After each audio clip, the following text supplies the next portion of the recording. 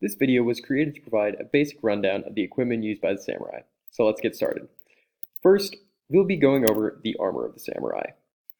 Their armor did change over time, but the armor shown on the model is the closest to the Haramaki armor. This type of armor succeeded the Yori armor because it was tighter fitting and meant for more close quarters combat. This can especially be seen because this armor has kote, which is seen on the armor below the shoulder spaulders.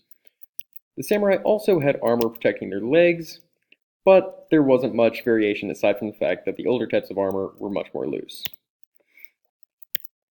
The agamaki you see is a common decoration that was used, but there wasn't really anything setting this decorative piece aside from anything else. Next, we'll be going over the weapons of the samurai. The weapons you see are a standard set of blades. The longest and most notable would be the katana, and it was pretty standard for samurai. Continuing in order of length, the next blade was the wakizashi, and it was often paired with the katana. Finally, the tanto was actually more of a decorative blade that was used for an honorable death.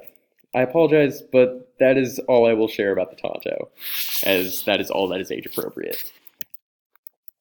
These are the sources of the images used.